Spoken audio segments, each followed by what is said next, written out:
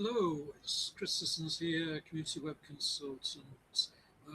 Just while we're waiting for people to join this webinar, I'll say this is the third in the series about the local economy. We're going to be looking at cooperation, and just to fill the time for the first minute so that people can join us, I'll mention what I've got planned for the future. I'm hoping, starting hopefully next month, to run another series which will be very different from what I've been doing so far. And that is a series of interviews with people who are active in business or in community. I'm really aiming to find out what they're doing, why they're doing it, and what really motivates them as entrepreneurs or activists. So that's something to look forward to. I've got a couple of people already who are interested, and so I'm hoping I can get that going before too long. Now, the it's the setup is the same as it was before. If you wish to make a comment, you can type in a comment below this video. You can do that at any time, and I will, at the end of the talk, check if anyone has left a comment, and if you have, I will endeavour to respond to it straight away. You can then comment on the replay, and you'll get an email about that. And if you do that, I will check the replay page from time to time. If there are any comments, I will type in a response. Okay, so let's get going. And today I'm going to talk a lot of history, and I hope you'll see the value of this. But the big question at the end of this is really about how can we learn from this history and create new institutions, new approaches, new ways of doing business that are inspired by this history of cooperation. Because a lot of people have not really have forgotten about mutuality and about cooperation. And even though many of the institutions that were created at that time are still very much with us, albeit privatized.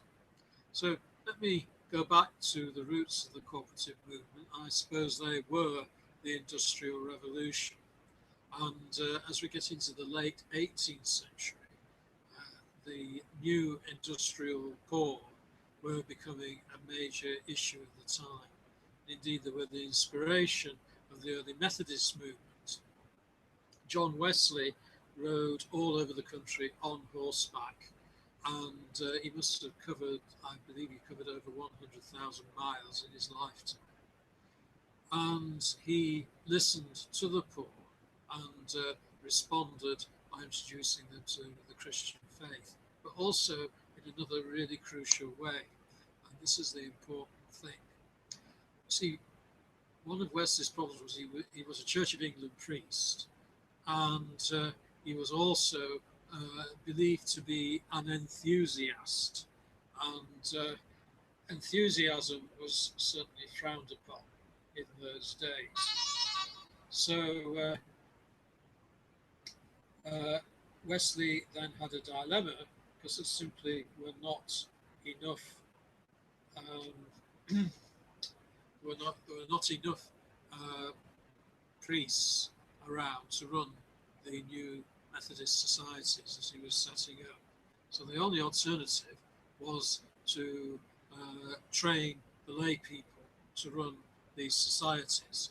And so John Wesley introduced them to the committee, and the committee structure that we all know and love, with the chair, secretary, treasurer, minutes, agendas, matters arising, any other business, all of that sort of stuff was introduced by Wesley to run the Methodist societies. And this worked so well that many of Wesley's friends, members of the societies, uh, exported this practice into other working class movements.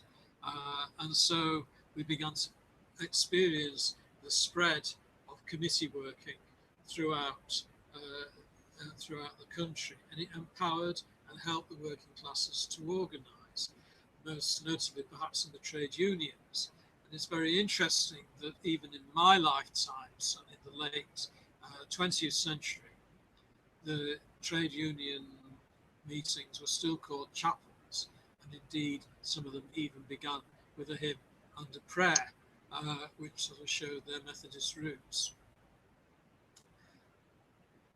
So by the turn of the 19th century, working class communities were getting organised.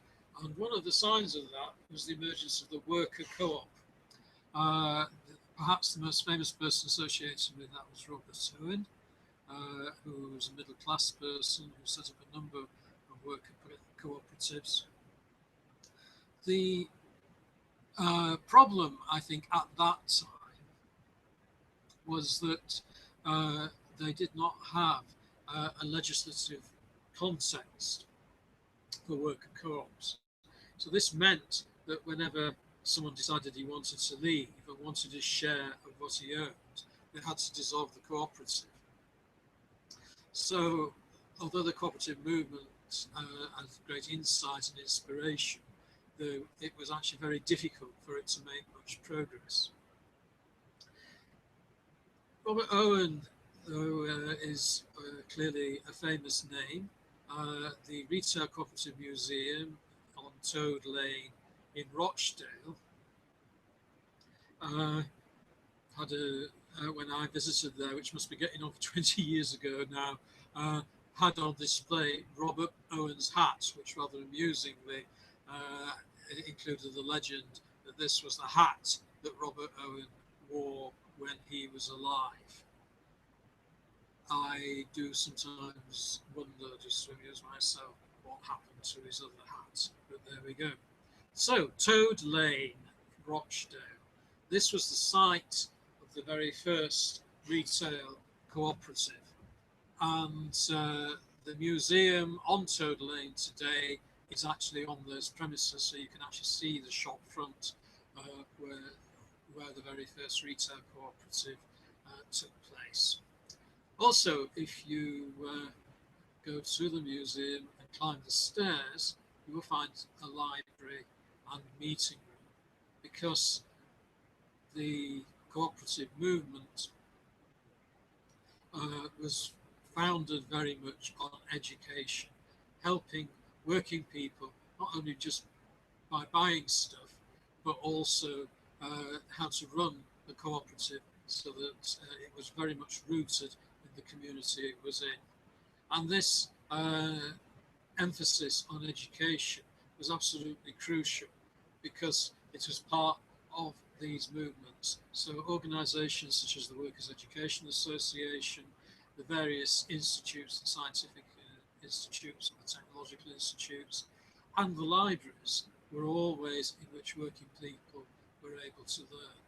And the autodidact, the self-taught working man or woman, was a great feature of the 19th century and the early first half of the 20th century. So education was an important element in the retail cooperatives. So was democracy. The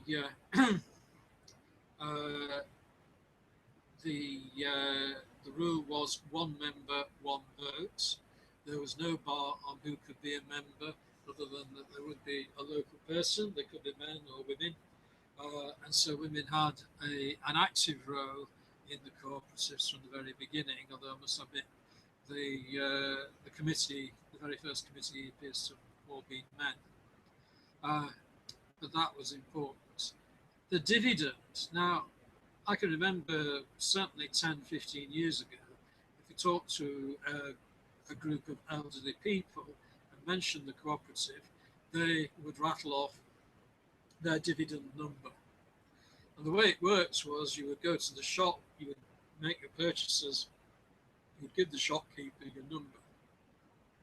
Your number was recorded with the amount that you'd spent. And I think it was once a quarter you would get a refund, your share of the profits of the local retail co-op. And clearly this is one of the origins of the modern supermarket cash card, which I think is very much based on that idea of the dividend. The fourth thing that was really important at the time and has resonances with us today was food adulteration. It was very difficult to get reasonably priced food that was not adulterated.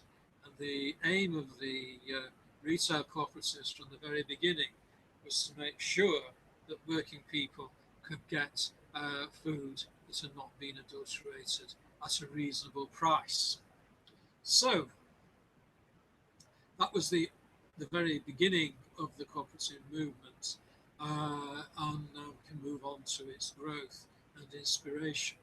And the thing to remember is that each retail co-op was independent. So let me tell you the story of the Brightside and Carbrook cooperative. It was the nearest to where I live in the city of Sheffield. And apparently what happened was sometime in the middle of the 19th century, a group of men started to meet in a chapel of Brightside Lane. They invited, I think they were meeting sort of once a week, and they invited a man from Keighley. Keighley is a district of Bradford. And he came over on the train and gave them a lecture on the retail cooperative that they'd set up in Keighley. The men were inspired by this, and they set up their own, following his instructions, and they signed the contract on the anvil in the Jessup Steelworks. And the first Brightside and Cooperative building opened, if those of you who know Sheffield, across the road from the Meadowhall Retail Park. The co-op moved to into the town, city centre later, probably in the early 20th century, on the site of what became the old Castle Market, and that was bombed during the Second World War and moved across the road, and the Brightside and Cooperative, Brightside and Carbrook Cooperative building still stands to this day and is still readily identifiable.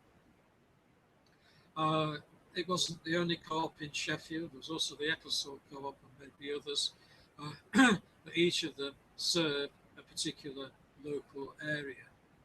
But and I think the thing to note here is that this was the days before telephone, before the internet. Communication was by post, by train, possibly by telegraph, and yet this movement spread across the whole country. And furthermore, these little local retail cooperatives banded together into the Cooperative Wholesale Society. And this was a fascinating development because it meant that networks of trains and ships were able to deliver food and other goods to all the cooperatives all over the country. And this was the first wholesale marketing network, which is now replicated by all the supermarkets. So arguably the modern supermarket was inspired by this mutual movement. And a lot of other things were as well. The success of the retail cooperatives led to a burgeoning of all sorts of different types of mutual. Let me give you an example. A church in Sheffield called St. John's Wesleyan Methodist Church.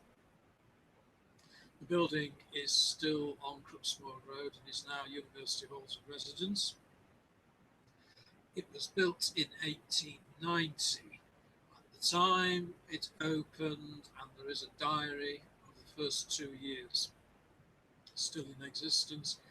At the time it first opened, it had a sick and dividing club. Members of the club put money in.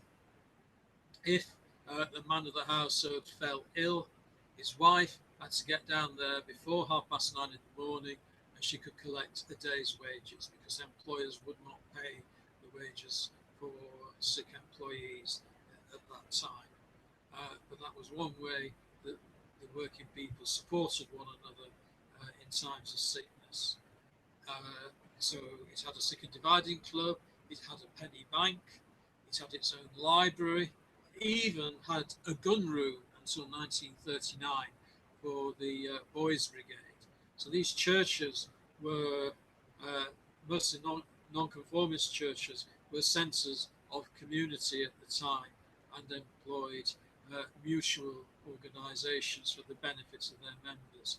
The same applied to the temperance halls and to public houses. Now, some of you may have been in a pub, and certainly people of my age will remember if you went into the upstairs meeting room in a pub, there's very often a glass case in the corner with various paraphernalia in it. It's not often you get to use that word. A trowel perhaps, or a mallet. And this would be the paraphernalia of the eponymous Order of the Buffaloes or some such. And these were friendly societies, and they worked on the principle that, again, the members paid money in. If something were to happen to one of the members, the others would club together and support his family. And and often this was accidents at work or so on. And this actually grew into insurance. These days, if you're insured and you make a claim, you repay your claim in your premium. In the early days, it wasn't like that.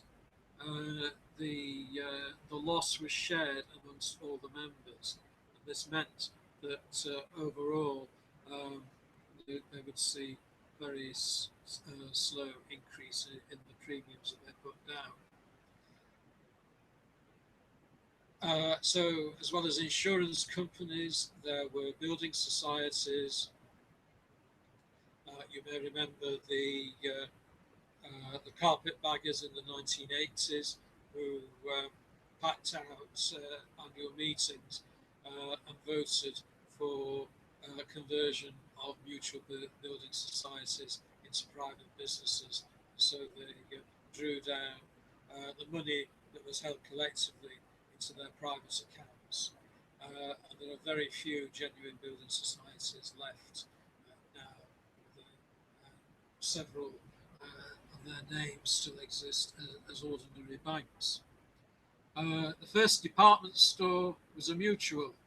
It was actually on Toad Lane in Rochdale. The building is still there. It was a few years ago. Stone engraving on the outside shows the beehive, the symbol of cooperation. So not only are supermarkets, but also department stores are a part of that retail cooperative movement.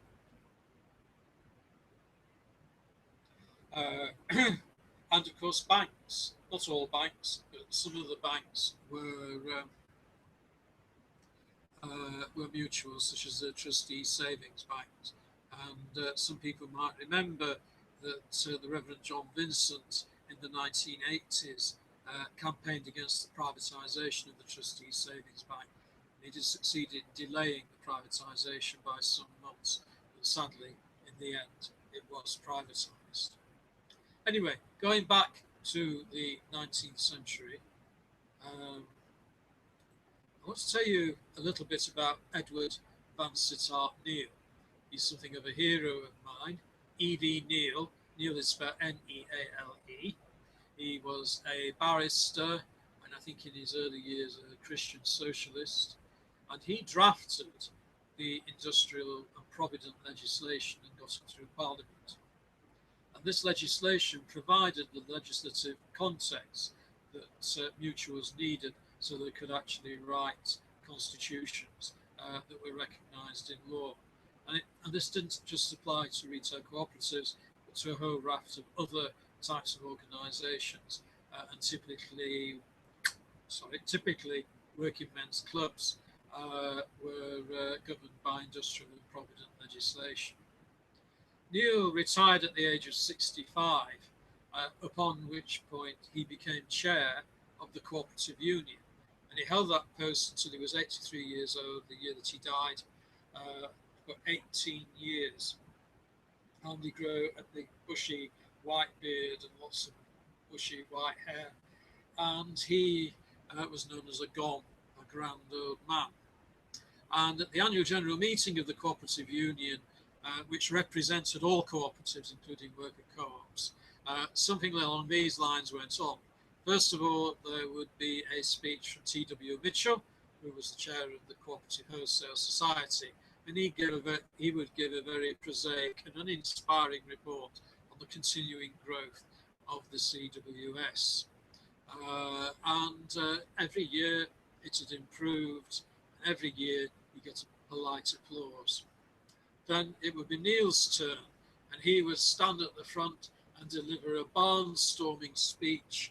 He would draw on visits he made to cooperatives all over Europe and the United Kingdom. And at the end of his speech, he would get a standing ovation. And then the people went home and followed T.W. Mitchell. It was too difficult to completely transform the economy with worker cooperatives against the interests of the bigger businesses. And indeed, Neil's nemesis was quite an interesting character. Her name was Beatrice Potter. She was a young reporter. Before you get too excited, I should point out this is Beatrice, R-I-C-E, and not Beatrix, T-R-I-X. Beatrix wrote Peter Rabbit and Mrs. Tiggywinkle. Beatrice Potter, you do know her, or if you know anything about working class movements, you will know her.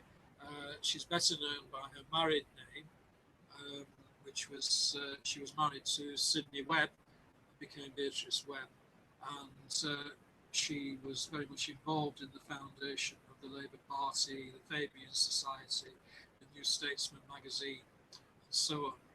But when she was a young woman, while she was still Beatrice Potter, she reported on the Cooperative Union conferences, and she had a massive impact because she did her research.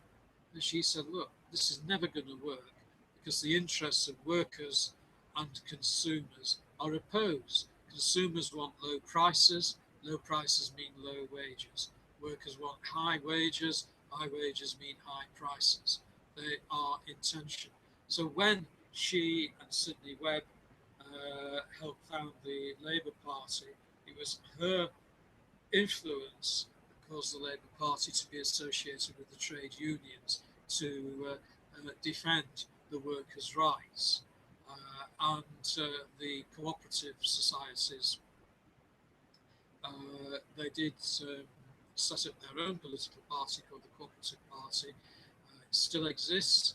It normally takes the Labour Party whip in Parliament. The idea is that in return, the Labour Party occasionally legislates in the interests of cooperatives. I'm not quite sure how important that is today. So what about some contemporary lessons? I think one of the things to notice about all of this is that it's been forgotten. We no longer are aware of the power of the cooperative. And even though we are surrounded by many institutions that owe their origins to the co-ops, indeed, in terms of the economic infrastructure that holds society together, it's these working class movements that were responsible and not members of parliament or the aristocracy or the leaders of big business. And the undermining is clearly in the interests of those interests. Now, just a few points to make here. First of all, that cooperatives are not tied into one format. I am most definitely not saying we should go back to retail cooperatives. What I am saying is that the spirit of cooperation has great power, and we should be looking for ways of harnessing that spirit today. And let's be absolutely crystal clear about this. This is real business. Cooperatives are no different from other businesses except in their ownership. We're not even opposed to private ownership. It simply is that the profits are shared amongst the members. But once profits are shared, they belong to the members. That's true in worker co-ops and in consumer co-ops. And I think another thing that we need to recognise is that there is a lot of hidden cooperation in the spirit of mutuality between businesses today. In fact, I would say that this is a natural state of business, even if it's not acknowledged, and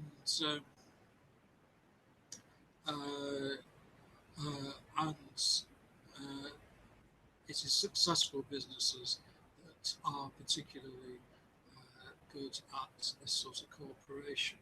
Now, the title of this webinar was about keeping money local, and I think certainly mutuals are one way of doing this.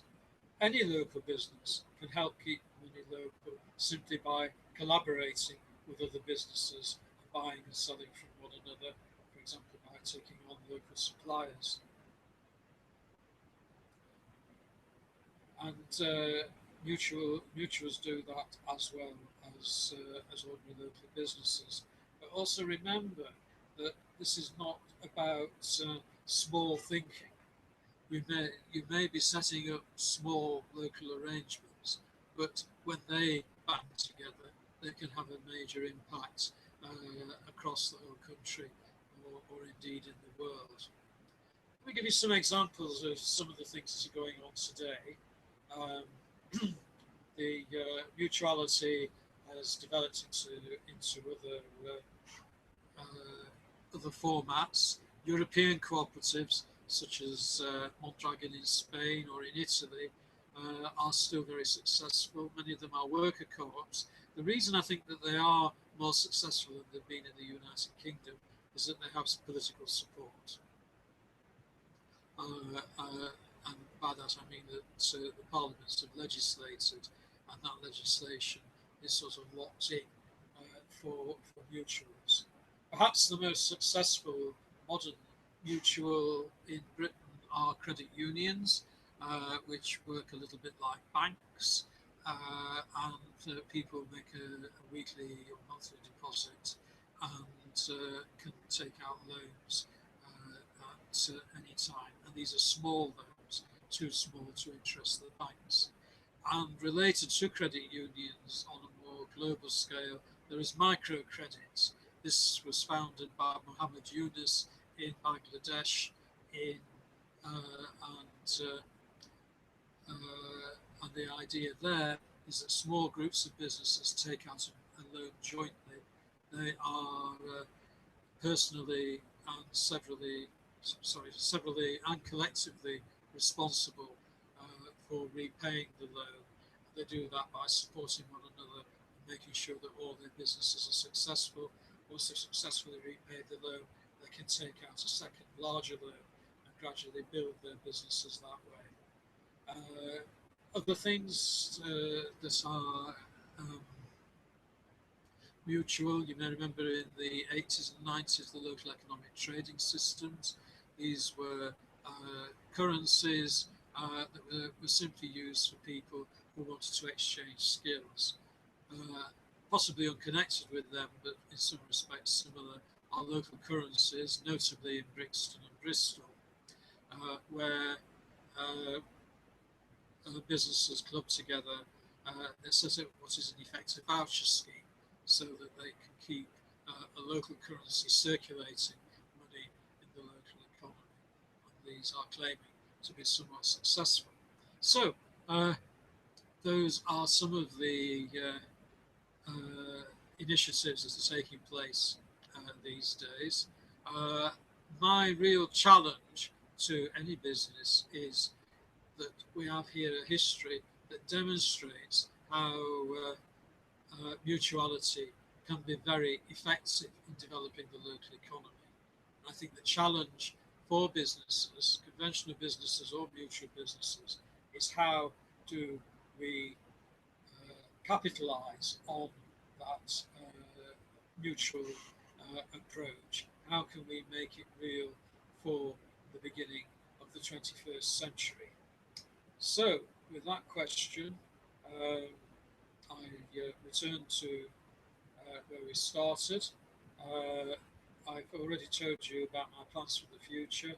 I'm hoping that you will be able to join me for those meetings later in the year.